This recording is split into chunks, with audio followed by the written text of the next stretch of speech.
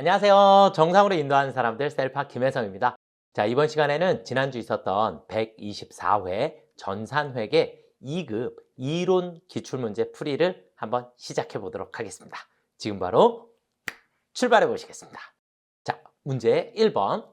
기업의 거래는 기간 손익에 영향을 미치지 않는 교환 거래와 기간 손익에 영향을 미치는 손익 거래로 나눌 수 있다. 다음 중 교환 거래에 해당하지 않는 것은? 이렇게 문제에서 물어봤어요.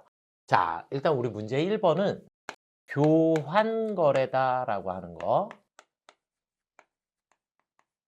교환 거래는 거래 자체가 우리가 분개를 해보면 분개에 자산, 부채, 자본 계정 과목만 나오는 거래를 교환 거래다라고 얘기를 해요. 그러니까 교환 거래는 자산, 부채, 자본, 결국 수익, 비용 계정 과목이 안 나온다. 손익 거래는 수익과 비용 계정 과목이 나오는. 손익 거래는 우리가 수익과 비용 계정 과목이 나오면 어느 한 변에 수익이나 비용이 나와 있으면 그때는 손익거래다라고 얘기를 해요. 그리고 또 한 가지 혼합거래다라고 하는 게 있는데, 혼합거래는 한 변에 같이 나오는 경우를 우리가 혼합거래다. 중요한 건 어디에? 한 변에 수익 비용 중에 하나와 자산 부채 자본 중에 하나가 같이 있는 경우를 우리가 혼합 거래다. 왜냐하면 손익 거래는 한쪽 변에는 수익이나 비용이 나오고 또 다른 쪽에는 자산 부채 자본이 나오는 경우를 우리가 손익 거래다라고 얘기를 하는 거예요. 그래서 혼합 거래랑 헷갈리지 않게 구분을 하시면 좋을 것 같고요. 자, 그다음에 그러면 이제 우리가 거래를 하나씩 살펴보도록 할게요. 첫 번째, 상품 구입 대금은 90일 만기 어음으로 지급하였다. 그래서 그러면 상품이 들어오고 지급 어음이 나가겠죠. 그러면 자산과 부채로 되어 있는 거래가 되겠고요. 거래 대금의 10%는 계약금으로 먼저 수령하였다. 계약금으로 먼저 수령했으니까 돈이 들어올 거고 우리 선수금 이렇게 되겠죠. 그렇죠? 그러면 어쨌든 자산, 부채로 이루어져 있는 거고요. 선 지급한 임차료를 기간 경과분에 따라 인식한다. 그러면 선 지급한 부분에 대해서 기간 경과분, 그러면 이제 우리가 선급 비용으로 처리를 했었다라고 볼 수 있고, 기간 경과분에 대한 회계 처리를 해주시게 되면 차변에는 임차료 그리고 대변에 선급 비용이 나가게 됩니다. 선급 비용. 그래서 우리 임차료라고 하는 비용이 발생했기 때문에 비용이 발생했으니 손익거래에 해당한다. 이렇게 보시면 돼요. 그래서 3번이 정답이 되겠고요. 4번은 받으러 온 만기가 되어 보통예금 입금됐으니까 차변에 보통예금 들어오고 대변에 받으러 온 없어지겠죠? 그래서 자산으로만 이루어져 있는 거래니까 교환거래다라고 보시면 돼요. 이해가 되셨을까요? 네. 자, 그 다음 우리 문제 2번으로 한번 넘어가 보시도록 하겠습니다. 자, 다음 중 기업회계기준상 재무제표에 해당하지 않는 것은? 그랬는데 이건 그냥 공짜 문제였죠. 우리 2번 문제 재무제표에는 재무상태표, 손익계산서, 현금흐름표, 자본변동표, 주석이 있었죠. 이렇게 5가지를 우리가 재무제표다라고 얘기를 하니까 정답은 1번이 되겠습니다. 자, 그 다음으로 한번 또 넘어가 보시겠습니다. 자, 이제 문제 3번인데 문제 3번이 자꾸 어려운가 봐요. 회계 2급 하시는 분들은. 그런데 급수가 올라가도 계속 따라 나오는 거니까 여러분들이 제가 회계 2급에서 회계 1급에서 가장 중요하다라고 설명드리는 부분이에요. 자, 그래서 아주 중요한 문제고, 자, 문제 3번은 재고자산.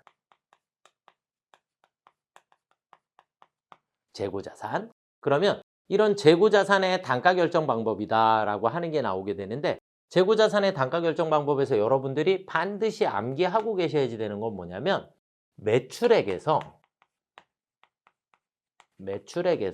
마이너스 매출 원가를 빼주시게 되면 매출 총이익이 나오겠죠.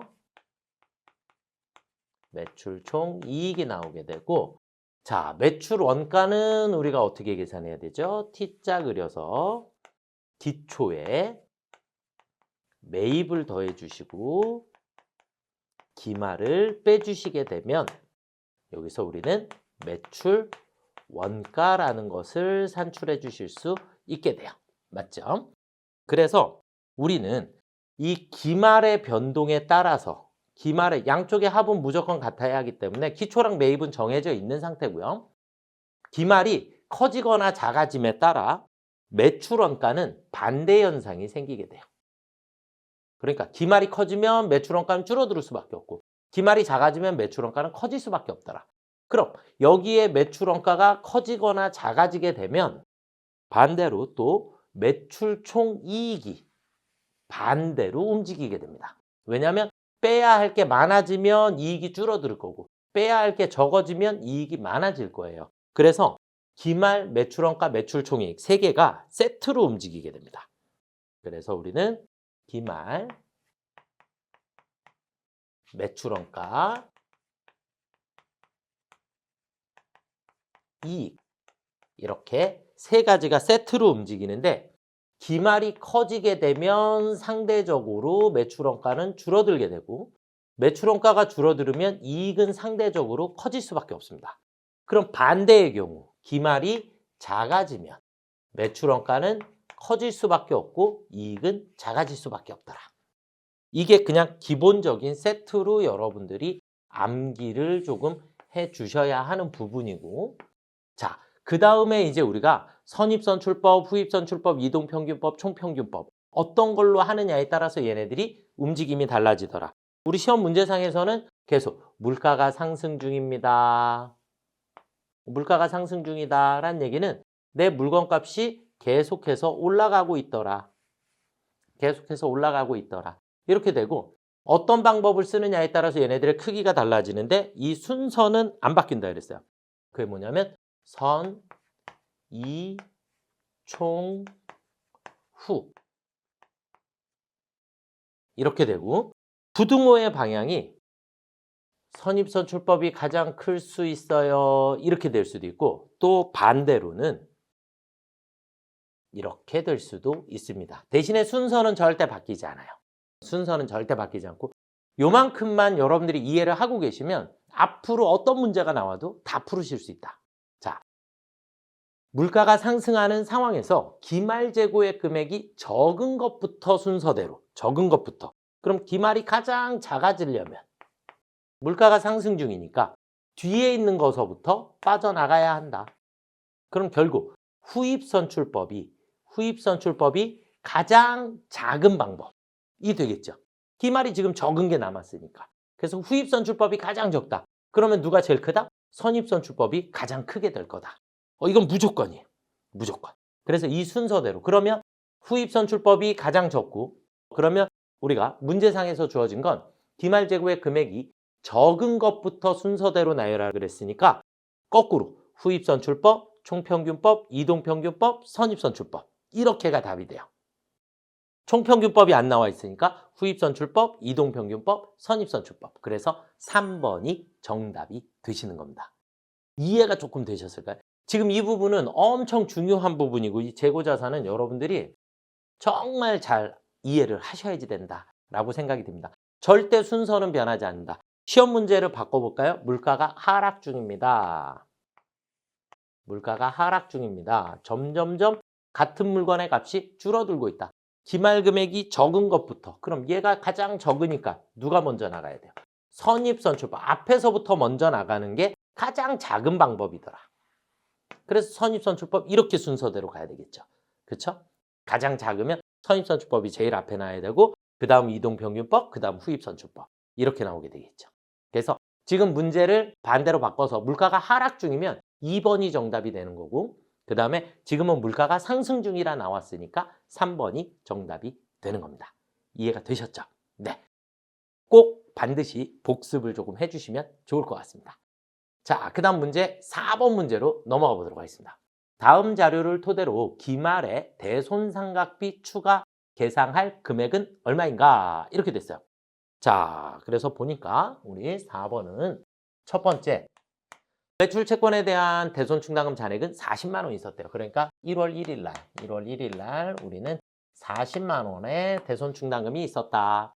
자, 그다음에 11월 8일 날 거래처의 파산으로 매출 채권 65만 원이 회수 불능되었다. 그랬으니까 우리는 11월 8일 날 여기 있는 충당금을 1순위로 다 갖다 메꾸겠죠. 그렇죠? 충당금을 다 갖다 메꾸고 추가로 대손 상각비가 또 나올 거예요. 그렇죠? 대손 상각비가 추가로 얼마가 나온다? 25만 원이 나오게 된다. 그럼 이제 충당금의 잔액은 얼마로 바뀌었다? 빵원으로 바뀌었다. 충당금의 잔액은 빵원으로 바뀌었고 충당금 잔액이 이제 없는 상태예요. 자, 그 다음에 기말 매출 채권 2,500만 원에 대해서 자, 기말 2,500만 원에 대해서 몇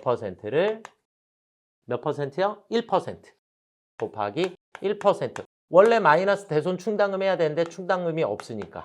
그럼 1% 계산해 주시면 25만 원만큼을 대손 설정해야겠죠. 그렇죠? 추가로 계상해야 할 금액은 25만 원입니다. 그래서 4번이 정답이 되겠습니다. 그러니까 여기서 충당금 잔액이 남아 있었으면 남아 있는 것만큼 빼고 난 나머지를 처리를 했겠지만 그래서 기말에 추가해 주셔야 될 금액은 25만 원이 되겠습니다. 자, 그 다음 이제 우리 문제 5번으로 한번 넘어가 보도록 하겠습니다. 다음 거래에서 표시될 수 없는 계정 과목은 그래서 현대마트로부터 상품 매입하면서 대금 3개월 만기 약속금 지급하고 운임은 현금으로 지급하였다. 여기서 매입 동그라미, 그 다음에 운임 동그라미. 그래서 모든 자산 구입 시 재비용 및 수수료는 어떻게 한다? 원가에 포함시킨다. 결국 운반비라는 계정 과목이 나오면 안 된다. 그래서 매입 시에는 운반비라는 계정 과목이 안 나옵니다. 그래서 4번이 정답이 되겠습니다. 자, 그 다음 문제 6번으로 한번 넘어가 보시겠습니다. 문제 6번. 다음 중 가에 들어갈 내용으로 옳은 것은 그랬어요. 가는 정상적인 영업 과정에서 판매를 목적으로 끝났어. 그쵸? 판매를 목적으로 보유하고 있는 자산을 우리는 무슨 자산? 재고자산이라고 처리해 주시면 되겠죠. 이해되셨을까요? 네. 그냥 바로 넘어가겠습니다. 문제 7번. 문제 7번. 다음을 보고 기계장치 취득 원가를 계산하면 얼마인가 그랬어요. 그래서 공장에 사용할 기계장치를 600만 원에 구입하고 운반비 50만 원과 설치비, 시운전비 30만 원을 현금으로 지급했다. 그러면 운임, 설치비 모두 어떻게 한다? 원가에 포함시켜 주시면 된다. 모든 자산 구입 시 재비용 및 수수료는 원가에 포함한다. 누구만 빼고? 단기 매매 증권만 빼고. 그쵸? 네. 그래서 680만 원이 정답이 되겠네요. 4번이 정답이 되겠습니다. 자, 그 다음 문제 8번으로 넘어가 보시겠습니다. 문제 8번은 유동자산 항목으로만 구성된 것은 그랬어요. 자, 그러면 유동자산은 당좌자산과 재고자산으로 되어 있으니까 그러면 1번 보기는 매출 채권 맞고요. 그 다음에 건물, 토지, 구축물 셋 다 비유동자산이죠. 유형자산에 해당하니까 그래서 1번 틀렸고 자, 2번은 상품, 재고자산이고 선급금, 현금, 보통예금 세 개는 우리 당좌자산이죠. 그래서 2번이 정답입니다. 3번은 임차보증금은 기타 비유동자산에 해당하고요. 그 다음에 구축물은 유형자산에 해당합니다. 그래서 틀린 거고 보기 4번은 건물, 기계장치가 모두 유형자산에 해당하는 거죠. 그렇죠? 그래서 정답은 2번이 되겠습니다. 자, 그 다음 문제 9번 보시도록 하겠습니다. 아래의 자료만을 이용하여 외상매입금의 단기 지급액을 계산하면 얼마인가 그랬어요. 자, 문제 9번. 저는 회계 2급에서 가장 중요한 부분이다 라고 생각이 되고 여러분들이 이해를 하셨으면 좋겠습니다. 자, 우리 외상매입금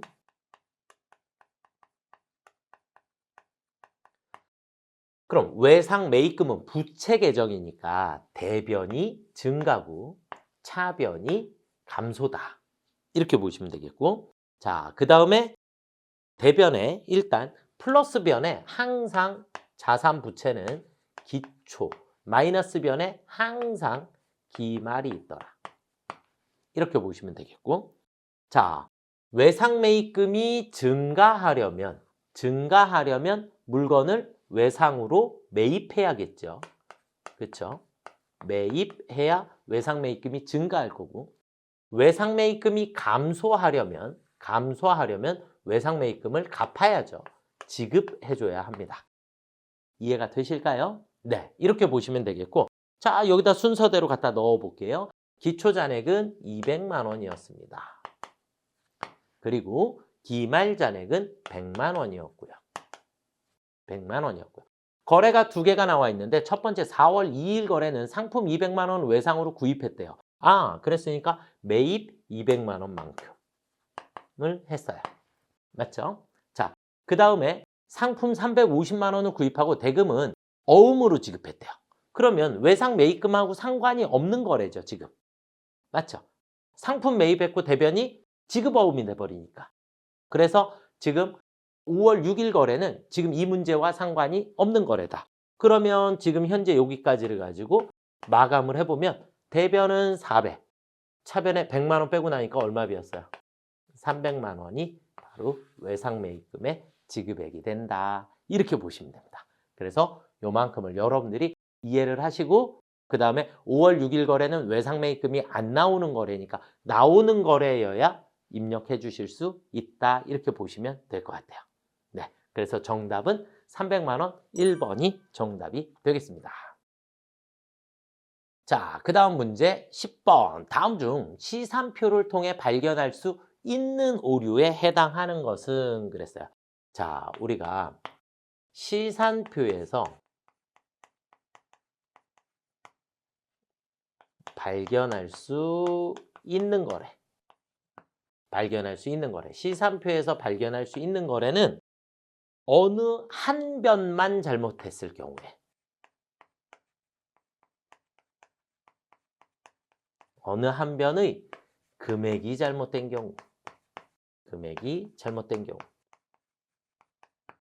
이럴 때만 우리가 찾으실 수 있게 됩니다. 그러니까 차변, 대변 동시에 잘못했다든지, 그 다음에 한쪽 변의 계정 과목 이름을 잘못 썼다든지, 계정 과목 이름을 잘못 쓰는 거는 찾을 수가 없어요. 왜냐하면 시산표라고 하는 거의 특징은 차변과 대변에 우리 이 합계 금액을 가지고 맞춰보는 거예요. 이 합계 금액이 틀리면 발견할 수 있는, 이렇게 돼요.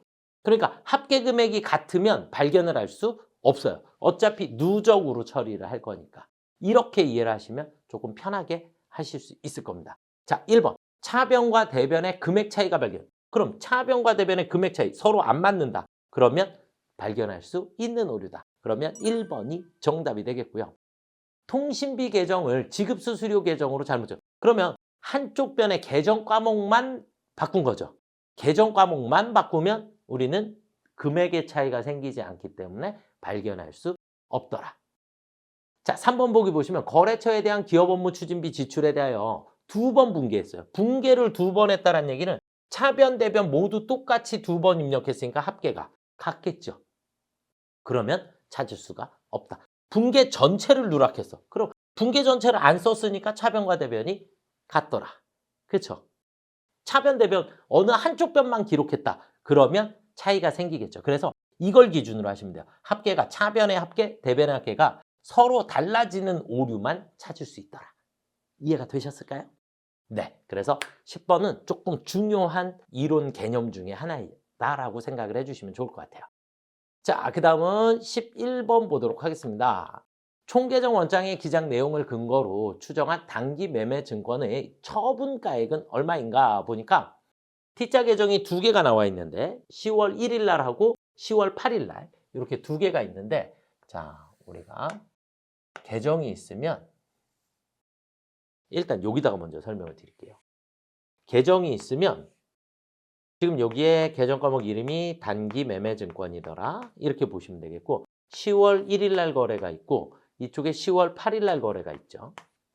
이렇게 있는데 그냥 우리 바깥쪽에 짝대기를 거주시고 집주인을 밖으로 내쫓으면 해당 일자의 분계가 나옵니다.